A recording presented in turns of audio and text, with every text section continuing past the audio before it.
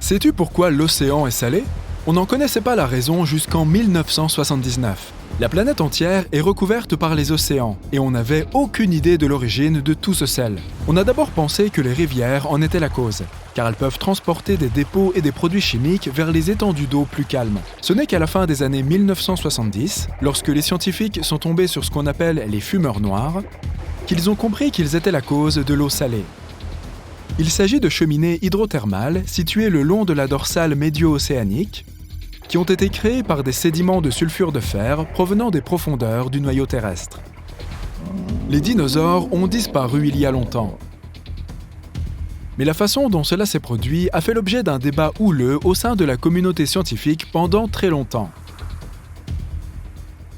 Jusqu'en 1991 précisément, l'année où le cratère Chicxulub a été découvert. C'est un grand trou situé sous la péninsule du Yucatan au Mexique. Beaucoup affirment qu'il s'est formé lorsqu'un astéroïde géant s'est écrasé sur la Terre. Le matériau le plus ancien jamais trouvé sur notre planète s'avère être plus ancien que tout notre système solaire. La météorite Murchison a atterri en Australie en septembre 1969. Mais nous n'avons fait cette découverte stupéfiante qu'après qu'une nouvelle analyse de ces débris ait été faite en 2020 seulement. Sais-tu qu'il existe un gratte-ciel en corail caché sous l'océan et que nous n'avions aucune idée de son existence jusqu'à très récemment? En 2020, une équipe de scientifiques australiens est tombée dessus en cartographiant le nord de la Grande Barrière de Corail. Il mesure 500 mètres de haut, soit davantage que l'Empire State Building. Mais il n'y a pas d'ascenseur. Sais-tu comment les montagnes sont apparues? On ne l'a pas su avant 1966, et cela concerne aussi les tremblements de terre et les volcans.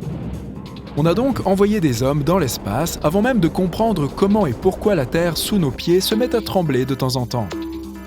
Ce n'est qu'en 1966 qu'un scientifique nommé John Tuzo Wilson a publié un article dans la revue Nature, dans lequel il a expliqué que les continents et les océans se déplaçaient constamment. Il a également écrit sur l'activité tectonique, c'est-à-dire des phénomènes comme les tremblements de terre et la façon dont les montagnes s'élèvent à la surface de la Terre. Jusqu'en 2021, on n'avait pas encore cartographié une séquence complète du génome humain. Le concept de l'ADN a été présenté pour la première fois par un scientifique suisse en 1869. Mais les spécialistes ont continué d'ignorer la structure physique de l'ADN jusqu'à ce que Rosalind Franklin et Raymond Gosling l'aient photographié et aient découvert qu'il ressemblait à une double spirale. Tu t'es déjà demandé quel était le plus grand organisme vivant au monde ? Pendant longtemps, les scientifiques se sont aussi posé la question, mais ils ne sont tombés dessus qu'en l'an 2000. Il s'agit d'un champignon qui vit à 1 mètre sous terre, mais qui, selon les estimations, s'étend sur 9 km². Situé dans la Malheur National Forest, au sein des Blue Mountains de l'est de l'Oregon, il est surnommé l'armillaire couleur de miel. Jusqu'en 2002, on ne savait pas ce qui se trouvait au centre de notre propre galaxie, la Voie lactée.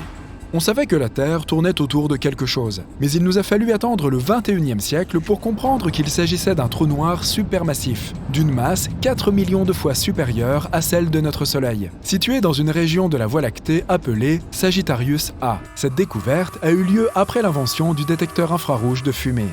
Si tu as du mal à imaginer devoir parcourir de longues distances sans valise à roulettes, sache qu'elle n'a pas fait son apparition avant 1970. Ce qui signifie que les astronautes qui sont allés sur la Lune ont dû trimballer leurs bagages à la main dans leur vaisseau spatial. La demande de brevet américain pour la valise à roulettes a été accordée en 1972. Mais pour être tout à fait honnête, les premiers modèles n'étaient pas très fiables.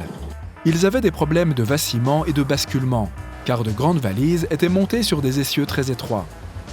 Si tu regardes des photos de stars de cinéma des années 1940, tu verras que leurs cheveux étaient bien coiffés et gominés.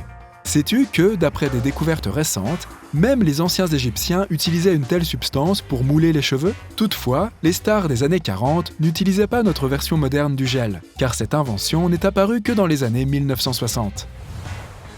Ce que les gens utilisaient pour se coiffer à l'époque s'appelait du Brylcreem, un produit à la consistance cireuse inventé en 1929. Le gel pour cheveux tel que nous le connaissons aujourd'hui est arrivé un peu plus tard et a été inventé par un homme nommé Luis Montoya. Il est rapidement devenu tendance car il n'était pas aussi gras que les produits précédents.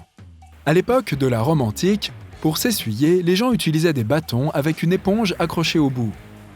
Des feuilles de papier individuellement parfumées qui avaient la même fonction semble avoir existé en Chine dès l'an 589. Aux États-Unis, le papier médicamenteux pour le water closet a été commercialisé à la fin des années 1850.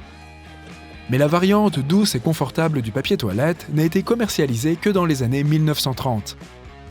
Avec le bonus additionnel d'être complètement sans écharde, ce qui est fort appréciable. Des recherches modernes ont révélé que les anneaux de Saturne ont moins de 100 millions d'années environ. Cela peut sembler beaucoup, mais si tu considères que le système solaire s'est formé il y a environ 4,5 milliards d'années, cela change un peu la donne. Certaines espèces de requins sur Terre sont présentes dans nos eaux depuis 4 fois plus longtemps que les anneaux de Saturne. On a pu tirer cette conclusion étonnante à l'aide de données récentes concernant la masse des anneaux de Saturne et leur proportion de poussière de glace. Comme beaucoup d'entre nous ont de plus en plus recours au commerce en ligne de nos jours, il est difficile de considérer le supermarché traditionnel comme une invention révolutionnaire. Mais il n'existe pas depuis aussi longtemps que tu le penses. Sais-tu comment est apparu le premier supermarché ? En 1916, un commerçant du nom de Clarence Sanders avait besoin d'une solution pour rendre son travail moins pénible. Car, à l'époque, il devait choisir lui-même tous les produits dans les allées et les livrer aux clients. Il a donc pensé à un nouvel aménagement du magasin avec une entrée par tourniquet. Les gens devaient parcourir le magasin dans une seule direction. Il s'est également assuré qu'il passait devant tous les produits disponibles. Les clients pouvaient choisir eux-mêmes leurs articles et devaient rapporter leurs produits chez eux. Le propriétaire du magasin pouvait drastiquement baisser ses prix puisqu'il avait besoin de moins de personnel pour gérer son entreprise. Savais-tu qu'il existe encore un État américain où le port de la ceinture de sécurité n'est pas obligatoire ?